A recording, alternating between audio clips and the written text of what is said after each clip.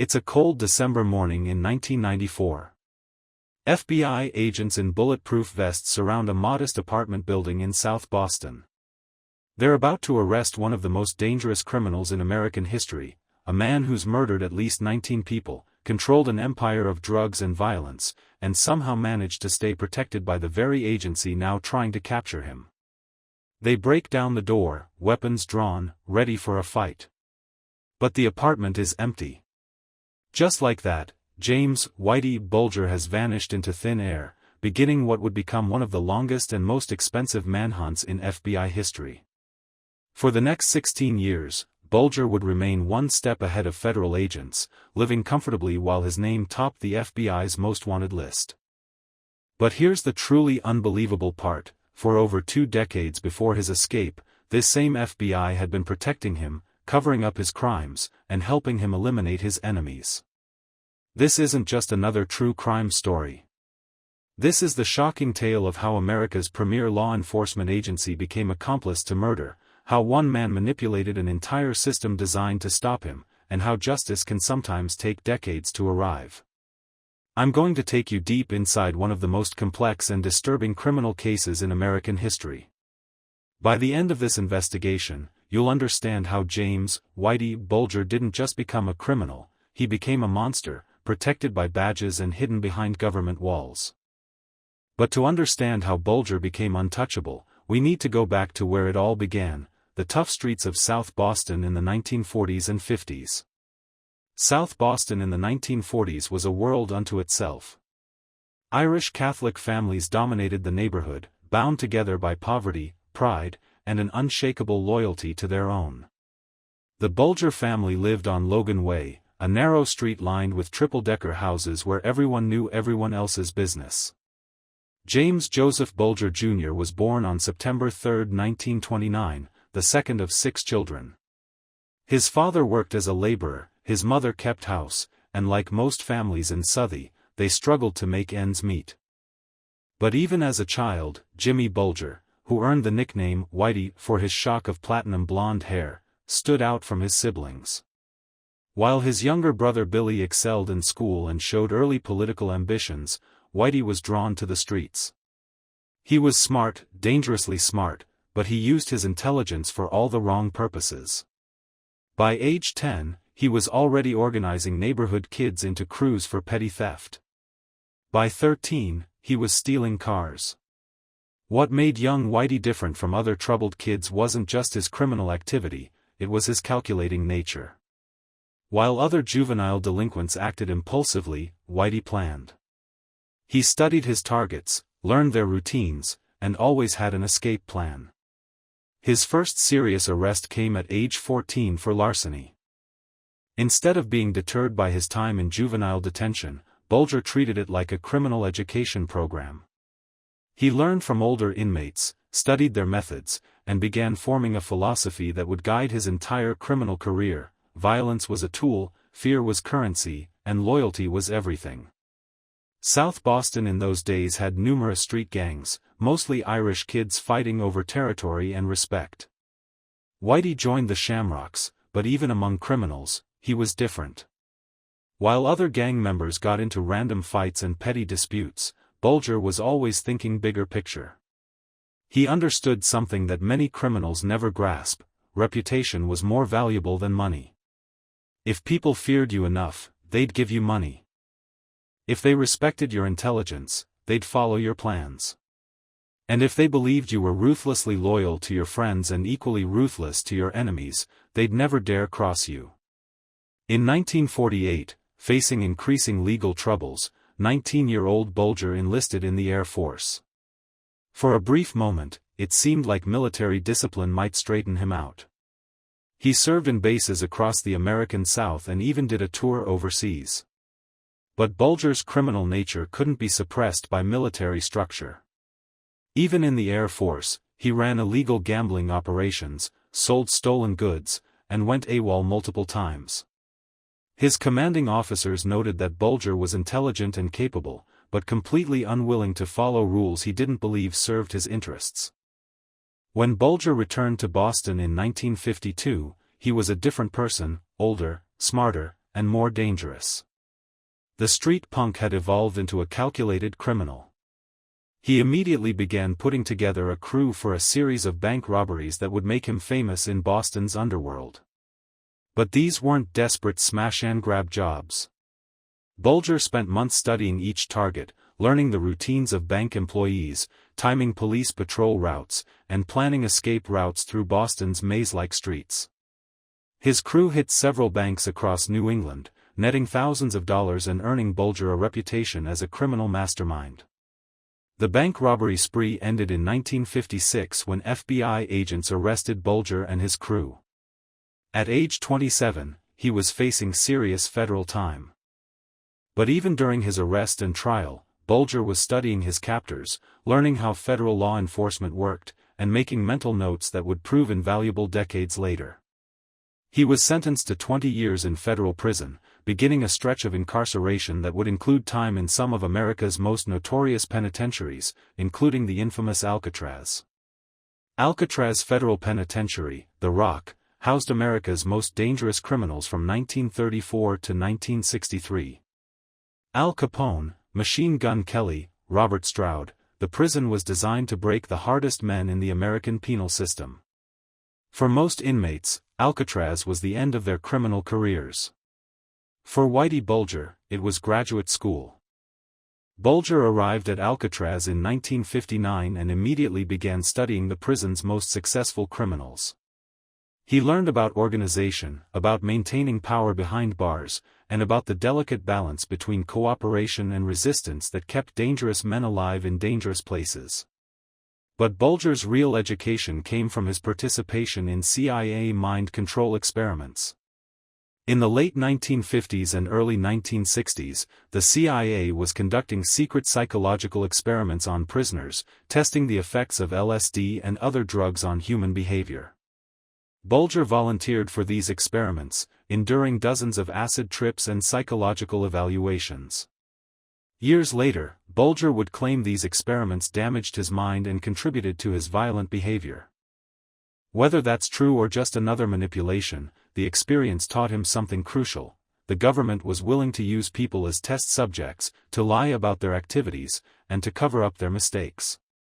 This knowledge would prove invaluable when Bulger later began his relationship with the FBI.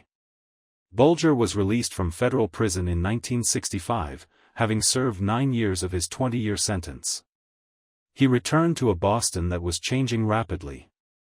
Urban renewal was destroying old neighborhoods, racial tensions were rising, and the traditional Irish political machine was facing new challenges.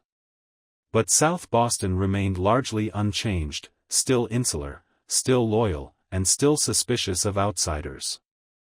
For a man like Whitey Bulger, it was the perfect place to build a criminal empire. Initially, Bulger kept a low profile. He worked legitimate jobs, reported to his parole officer, and seemed to be following the straight path. But beneath the surface, he was carefully rebuilding his criminal network and studying the new landscape of organized crime in Boston. The Italian-American Mafia, led by the Patriarca crime family, controlled most of New England's organized criminal activity. They had the political connections, the established territories, and the fear factor that came with decades of successful operations. But they also had a weakness: they didn't understand the Irish neighborhoods of South Boston, and the Irish residents didn't trust them. Bulger saw an opportunity. While the Italians fought each other for control of traditional rackets like numbers running and loan sharking, he would build something different, a uniquely Irish criminal organization that combined old-world loyalty with modern criminal methods. He started small, taking over local bookmaking operations and gradually expanding into drug dealing and extortion. But from the beginning, Bulger's approach was different from other criminals. He didn't just want money, he wanted respect, fear, and absolute control over his territory. By the early 1970s, Whitey Bulger had established himself as a significant player in Boston's criminal underworld. But he wasn't content being just another gangster. He wanted to build something lasting, something that would make him untouchable. His opportunity came through an alliance with the Winter Hill Gang, a predominantly Irish criminal organization based in nearby Somerville. The gang was led by Howie Winter, a respected criminal who controlled significant gambling and loan-sharking operations throughout the Boston area. Bulger brought several advantages to the Winter Hill Gang. He had the absolute loyalty of South Boston, a neighborhood the gang had never been able to penetrate. He had connections throughout the prison system from his years behind bars. And most importantly, he had a strategic mind that could see opportunities others missed. The gang's operations were extensive and sophisticated.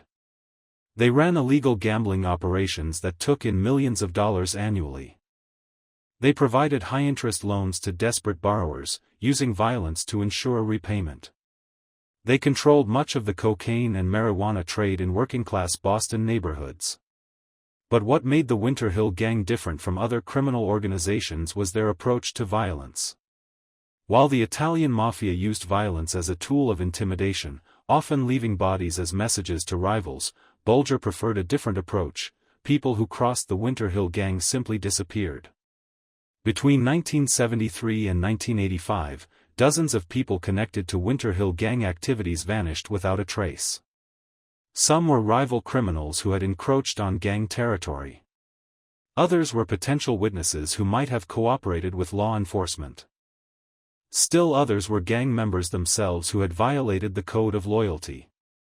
The genius of Bulger's approach was its psychological impact. A dead body sends a message, but eventually people get used to the violence. A disappearance creates lasting fear because no one knows if the missing person is dead or alive, and everyone wonders if they might be next. Decades later, investigators would discover some of Bulger's burial sites. Bodies were found buried in remote locations throughout New England, often in graves that had been carefully prepared with lime to accelerate decomposition. These weren't crimes of passion, they were methodical executions carried out by a man who had turned murder into a business practice. One of the most chilling discoveries was a mass grave site in Dorchester where investigators found the remains of several Bulger victims.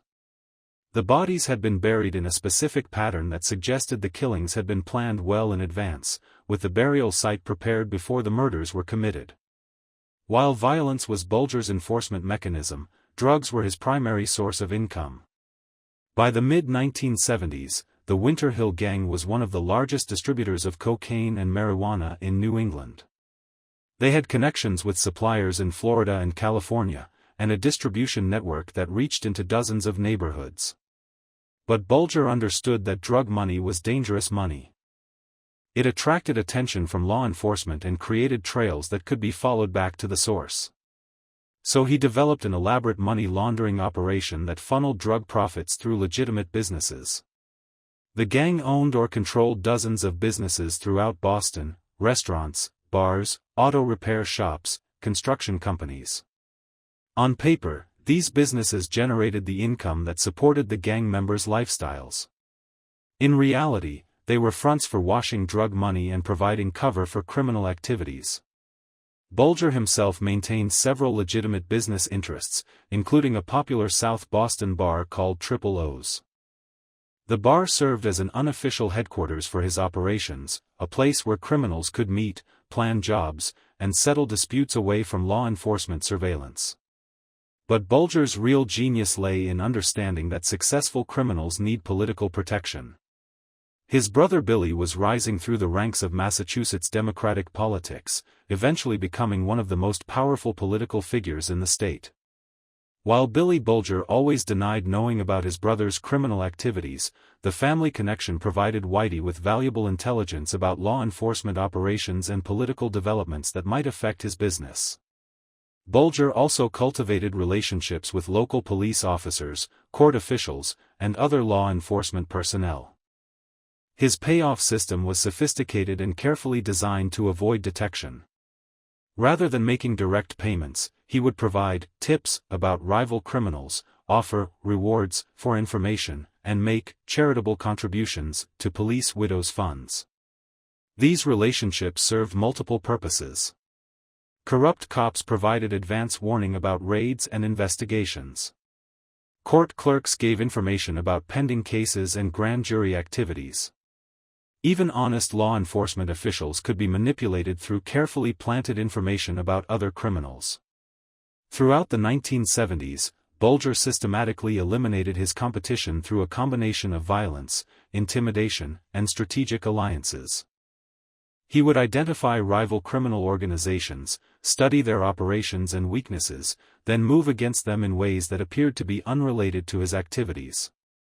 Sometimes this meant murdering key leaders and letting their organizations collapse. Other times it meant providing information to law enforcement that would result in arrests and prosecutions. Occasionally, he would simply make offers that rival criminals couldn't refuse, join his organization or face the consequences. One of the most notorious examples of Bulger's methods was the elimination of the Bennett brothers, 3 siblings who controlled gambling operations in Roxbury. The Bennetts were tough, experienced criminals with their own network of supporters and enforcers. But they made a fatal mistake: they refused to pay tribute to the Winter Hill Gang for operating in what Bulger considered his territory. In 1967, Edward "Wimpy" Bennett disappeared. His brothers Walter and William assumed he had been killed by rivals and began planning their revenge. What they didn't know was that Bulger had murdered Wimpy and was now planning to kill them as well. Walter Bennett was shot to death in his car in January 1967. William Bennett lasted until December of that year before he too was murdered. The Bennett family's criminal empire, built over decades, was destroyed in less than a year. The Boston police investigated the Bennett murders but found no evidence linking them to Bulger or the Winter Hill Gang. What they didn't know was that their investigation was being sabotaged from within by corrupt officers who were feeding information to the very criminals they were supposed to be investigating. Throughout this period, Bulger managed to maintain a relatively low public profile. While other criminals attracted newspaper headlines and law enforcement attention, he remained largely invisible to the general public. This was a deliberate strategy that reflected his understanding of how the criminal justice system worked. High-profile criminals became targets for ambitious prosecutors and federal investigators. They attracted media attention that made it difficult to operate effectively. They became symbols that law enforcement agencies could use to demonstrate their effectiveness in fighting organized crime. Bulger preferred to remain in the shadows, allowing other criminals to attract attention while he quietly built his empire. By 1975, the Federal Bureau of Investigation was facing a crisis in New England. The powerful Patriarca crime family, led by Raymond L. S. Patriarca Sr., had infiltrated legitimate businesses, corrupted public officials, and established a criminal empire that stretched from Boston to Providence to Hartford. Traditional investigative methods weren't working. The Italian-American Mafia's code of silence, known as Omerta, made it nearly impossible to develop witnesses willing to testify against high-ranking members. Wiretaps and surveillance operations yielded limited results because the most important conversations happened face-to-face in locations that were swept for electronic devices. The FBI's solution was the Top Echelon Informant Program, a strategy designed to recruit high-level criminals who could provide inside information about organized crime operations. The theory was simple: use criminals to catch criminals, accepting that some crimes would go unpunished in order to prosecute more serious offenses. What the FBI didn't fully understand was the dangerous precedent they were setting. Once law enforcement agencies decide that some crimes are acceptable in service of catching other criminals, they start down a slippery slope that can lead to protecting murderers, covering up evidence, and becoming accessories to the very crimes they're supposed to prevent. The FBI agent who would recruit Whitey Bulger was John Connolly Jr., a man whose personal history would prove crucial to understanding how the relationship developed. Connolly had grown up in South Boston, just a few streets away from the Bulger family home. As a child, Connolly had actually known the Bulger brothers. He remembered Billy Bulger as a smart kid who was destined for success, and Whitey as a tough older teenager who commanded respect in the neighborhood. When Connolly joined the FBI and was assigned to the Boston office's organized crime squad, he saw an opportunity to reconnect with his childhood acquaintances. First recruitment meeting, 1975. The meeting that would change American law enforcement history took place in 1975 at Wollaston Beach, a quiet stretch of sand south of Boston. Agent Connolly approached Bulger with a proposition: provide information about Italian-American organized crime activities, and the FBI would provide protection from prosecution. What happened at that meeting remains a subject of debate. Connolly claimed that Bulger agreed to become an informant in exchange for immunity from prosecution. Bulger later insisted that he never provided information to the FBI, but instead paid corrupt agents for intelligence about law enforcement operations. The truth, as revealed through decades of investigation and court proceedings, was more complex and more disturbing than either version. Bulger did provide information to the FBI, but it was carefully selected intelligence designed to eliminate his competitors while protecting his own operations. Meanwhile, Connolly and other FBI agents provided Bulger with detailed information about federal investigations, grand jury proceedings, and law enforcement operations. They warned him about pending indictments, told him when rivals were cooperating with authorities, and helped him identify potential threats to his organization. The early years of Bulger's relationship with the FBI produced significant results against the Patriarca crime family. Information provided by Bulger helped federal agents build cases against several high-ranking mafia members, leading to convictions that seriously weakened the organization's hold on New England organized crime. But there was a darker side to these successes. Some of the intelligence Bulger provided wasn't just helpful to law enforcement, it was information he wanted the FBI to act on because it would eliminate his competitors and expand his territory. The most shocking example of how this relationship had corrupted law enforcement came in 1982 with the murder of Brian Halloran, a criminal who had decided to cooperate with the FBI and implicate Bulger in several murders. Halloran approached federal agents and offered to provide testimony about Bulger's involvement in a car bombing that had killed a businessman named Roger Wheeler. This was exactly the kind of witness cooperation that should have led to Bulger's prosecution. Instead, Agent Connolly immediately informed Bulger that Halloran was cooperating with authorities. Within weeks, Halloran was dead, gunned down outside a South Boston restaurant along with an innocent man named Michael Donahue who had simply offered to give Halloran a ride home. The murder wasn't just a crime, it was a message to anyone else who might consider cooperating with law enforcement. And it was made possible by FBI agents who had chosen to protect their informant rather than their witness. What makes the Halloran murder even more disturbing is the evidence that FBI supervisors knew about the corruption but chose to look the other way. Agent Connolly's reports about his meetings with Bulger were reviewed and approved by his superiors, who were aware that the relationship had become inappropriate but were satisfied with the intelligence it was producing. This created a culture of willful blindness within the FBI's Boston office. Agents knew that Bulger was continuing to commit crimes, but they convinced themselves that the information he provided justified the protection he received. By the early 1980s, the corruption wasn't limited to Agent Connolly.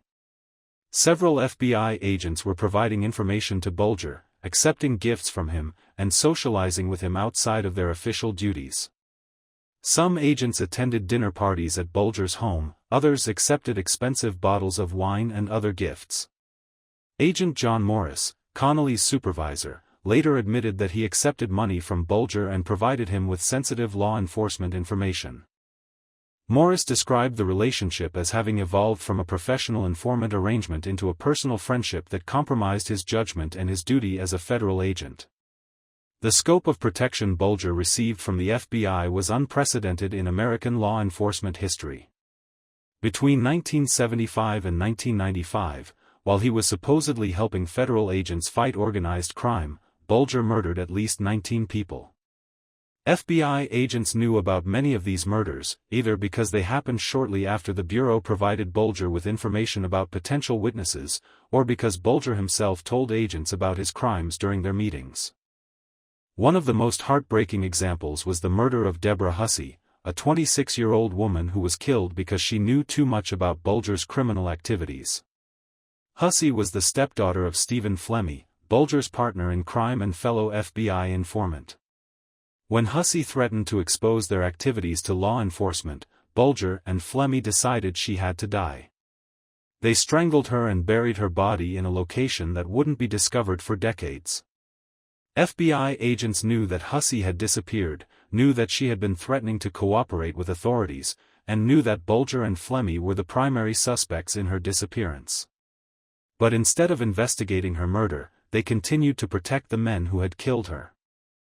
The relationship between Bulger and the FBI wasn't just about information, it was also about money. Corrupt agents received cash payments, expensive gifts, and other benefits from Bulger's criminal organization. This financial corruption created additional incentives for agents to protect Bulger. They weren't just covering up his crimes to maintain a valuable informant relationship, they were covering up their own crimes as accessories to his activities. Perhaps most disturbing of all was the evidence that FBI supervisors in Boston and Washington knew about the corruption but failed to take action. Reports about Connolly's inappropriate relationship with Bulger were filed and ignored. Complaints from other law enforcement agencies about Bulger's protected status were dismissed. The FBI's institutional culture at the time prioritized results over methods, and the intelligence Bulger provided against the Italian-American mafia was considered too valuable to risk losing. This created a situation where federal agents became willing participants in a criminal conspiracy that would last for 2 decades. By the mid-1980s, James Whitey Bulger had achieved something unprecedented in American organized crime. He had become virtually untouchable. Protected by the FBI, feared by rivals, and respected by subordinates, he controlled a criminal empire that generated millions of dollars annually while law enforcement agencies looked the other way. But power without accountability inevitably leads to corruption of the soul, and Bulger's reign during this period was marked by a level of casual violence that shocked even experienced criminals in South Boston. Bulger wasn't just a criminal, he was an institution. Store owners paid him tribute disguised as protection fees. Bookmakers kicked up percentages of their earnings. Drug dealers required his permission to operate in the neighborhood. What made this control particularly insidious was how Bulger marketed himself as a protector of the community. He would tell residents that he kept more dangerous criminals out of South Boston, that he prevented drug dealing near schools, and that he only hurt bad people who deserved it. This narrative was carefully crafted propaganda. While Bulger prevented some outside criminals from operating in South Boston, he was simultaneously running the largest drug distribution network in the area. While he claimed to protect children from drugs, his organization was selling cocaine and marijuana to teenagers throughout the neighborhood. The genius of Bulger's approach was that he understood the psychology of his community. South Boston residents had a deep distrust of outside authority, including law enforcement.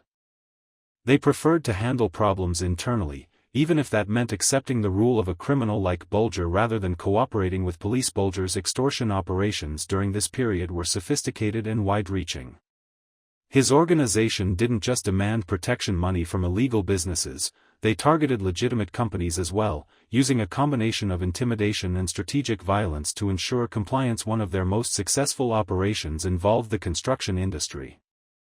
Bulger's men would identify construction projects, then approach contractors with offers of labor peace and security services. Companies that refused to pay found their equipment vandalized, their workers threatened, and their projects delayed by mysterious problems. One of the most audacious examples of Bulger's extortion activities involved World Jai Alai, a company that operated the fast-paced Basque sport in several states. The company's president, John Callahan, had gambling debts to Bulger's organization and agreed to help them gain control of the company's operations. When Roger Wheeler, World Jai Alai's owner, began investigating financial irregularities and threatened to expose the criminal involvement, Bulger decided he had to be eliminated.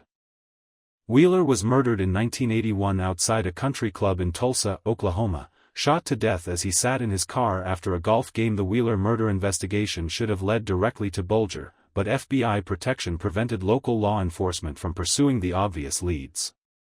When investigators in Oklahoma and Florida began developing evidence that pointed to Boston criminals, FBI agents intervened to redirect the investigation away from their protected informant. This wasn't passive protection, it was active obstruction of justice by federal agents who were more concerned with protecting their informant than solving a murder case. During the 1980s cocaine boom, Bulger's organization became one of the largest drug trafficking networks in New England. They had connections with Colombian suppliers, distribution networks throughout the Northeast, and money laundering operations that handled millions of dollars in drug profits. But Bulger's approach to the drug trade was different from other criminal organizations.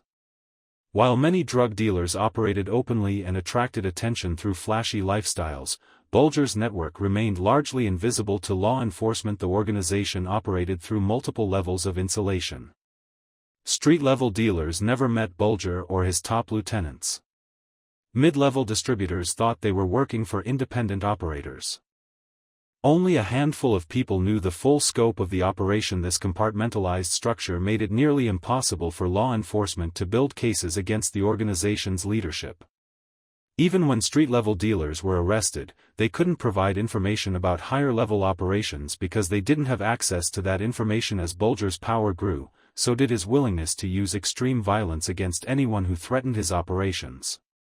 His methods of murder became increasingly sophisticated and brutal, reflecting both his growing paranoia and his complete lack of moral restraints. Kevin Weeks, one of Bulger's closest associates, later described the organization's approach to murder as coldly businesslike.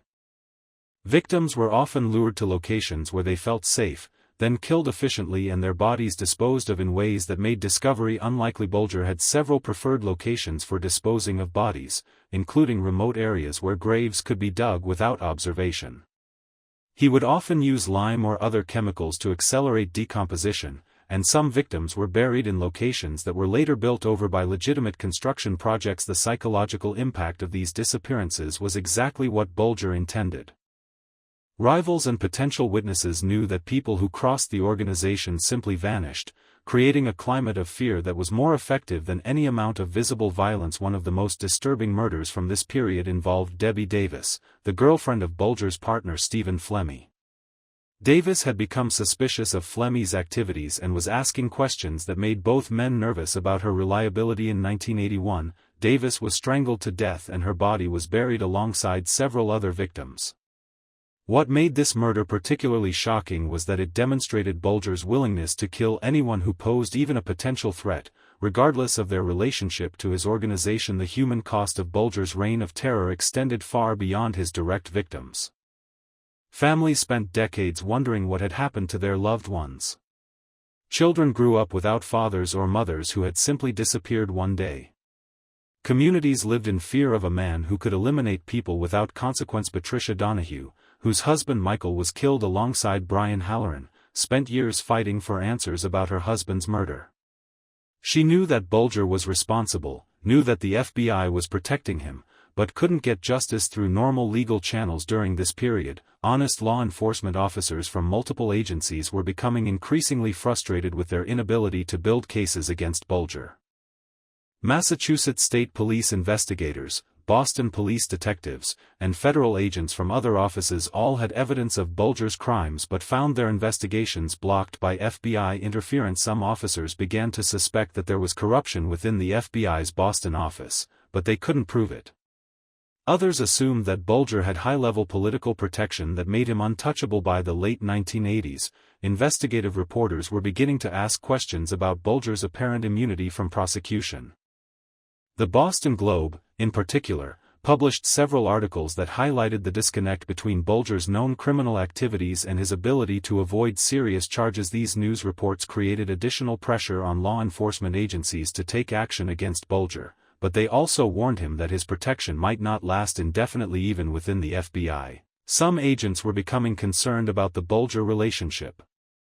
Newer agents who weren't part of the original corruption began questioning why such an obviously dangerous criminal was being protected. In 1988, FBI agent Rod Kennedy wrote a memo warning that Bulger's status as an informant was embarrassing to the Bureau and that his continued protection was damaging the FBI's credibility with other law enforcement agencies. Despite these warning signs, the FBI continued to protect Bulger because the alternative, admitting that they had been covering up murders for over a decade, was too damaging to contemplate.